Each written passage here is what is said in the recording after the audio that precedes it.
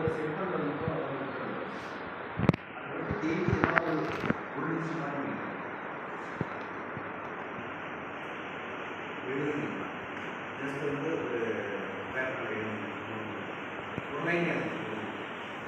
நான் ஐஏஎஸ் ஆகணும், நான் ஐஏஎஸ் ஆகணும், நான் இந்த HMS ஆகணும், இந்த இயரில் அப்படின்றத சும்மா எக்ஸாம்பிளாக சொல்கிறேன்.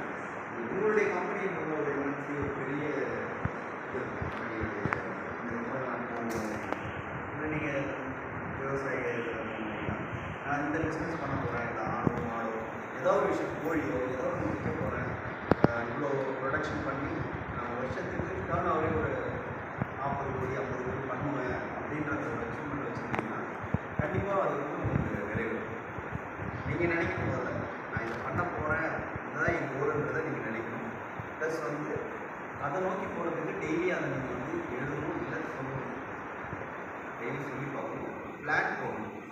சொன்ன மாதிரி மெஷர் பண்ண சொன்னால மெஷர் பண்ணுறதுனா இந்த வேலையை இப்போ முடிப்பேன் அப்படின்றத நீங்கள் மெஷர் பண்ணி வச்சுக்கணும். அதே மாதிரி டைம் பவுண்ட் ரொம்ப முக்கியம். டைம் பவுண்ட்ன்றது அந்த விஷயத்தை குறிப்பிட்ட டைமில் முடிச்சிடணும், அது தாண்டி போகணும். ஏன்னா நீங்கள் மற்ற விஷயத்துக்கு ஒதுக்கிற பிளான் வந்து கொலாப்ஸ் ஆகிடும்.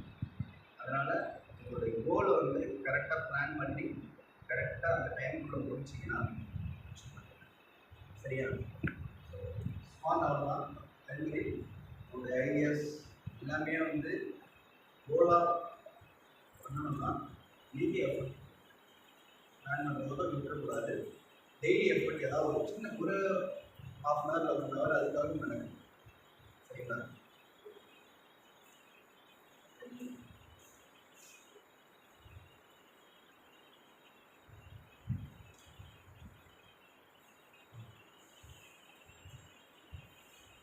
சொன்ன மாதிரி ஆப்ஸ்டிகல்ஸ் நிறைய தடைகள் வரும், நிறைய இடைகள் வரும். ஃபேமிலி இஷ்யூஸ் வரும். ஃபேமிலியில் வந்து எனக்கு ஒரு பிரச்சனை, என்னால் இதை அச்சீவ் பண்ண முடியல, அந்த இஷ்யூஸ் வரும். இல்லை நான் படிக்கிற இடத்துல இந்த மாதிரி பிரச்சனை.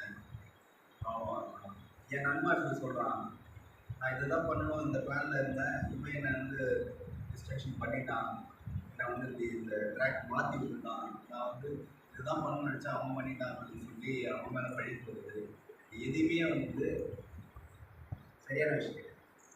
ஏன்னா எல்லா தடைகளும் அவ்வளோ தான். நீங்கள் தான் அதை உடைச்சு உங்களுடைய பாதையில் போகணும். அதை விட்டுட்டு இவங்க வந்து சொன்னாங்க இவங்களுக்காக நான் மாற்றிக்கிட்டேன்னா நீங்கள் சொன்ன மாதிரி அது கோலே கிடையாது. அப்போ நீங்கள் கோலாகவே செட் பண்ணலன்னா, ஒரு கோல் செட் பண்ணிங்கன்னா எஃபர்ட்டும் இருக்கணும், ப்ளஸ் அந்த தடைகளை உடைக்கிற அளவுக்கு உங்களுக்கு தைரியம் இருக்கும். மற்ற பேச்சு கேட்டு அதை அனலைஸ் பண்ணாமல் இல்லை இதுதான் சரின்னு சொல்லிட்டு போனீங்கன்னா உங்களுடைய கோல் டிஸ்ட்ராக்ஷன் ஆகும். அவ்வளோதான். சரிங்களா? இது மாதிரி நிறையா ஆப்டிகல்ஸ்லாம் வரும். அதே மாதிரியே உங்களுடைய அட்டென்ஷன் ரொம்ப முக்கியம். இந்த கோல் கவனம் ரொம்ப ரொம்ப ரொம்ப முக்கியம். நீங்கள் கவனமாக இருக்கும். அதை விட்டு செலுத்தினீங்கன்னா உங்களால் அந்த கோல் அச்சீவ் பண்ண முடியாது. சின்ன சின்ன ஒர்க்கு சின்ன சின்ன கோலாக பண்ணலாம். பட் உங்களுடைய மெயின் கோலை வந்து நீங்கள் அச்சீவ் பண்ணல, இல்லை அதுக்கான எஃபர்ட்டில் நீங்கள் மாறிட்டீங்க, ட்ராக் மாறிட்டீங்கன்னா உங்களால் அச்சீவ் பண்ணவே முடியாது. சரிங்களா? ஒரு சின்ன ஒரு ஸ்டோரி சொல்லட்டுமா? ஒரு அழகான காடு. சரிங்களா? இதெல்லாம் ஸ்டோரி ஆரம்பிப்பாங்க. ஒரு அழகான காடு. இந்த காட்டில் ஒரு பெரிய ஆலமரம், ரொம்ப வருஷம். அது கீழே ஒரு ரொம்ப வருஷமாக ஒரு முதியவர் வந்து உட்காந்து தவம் பண்ணுறாரு.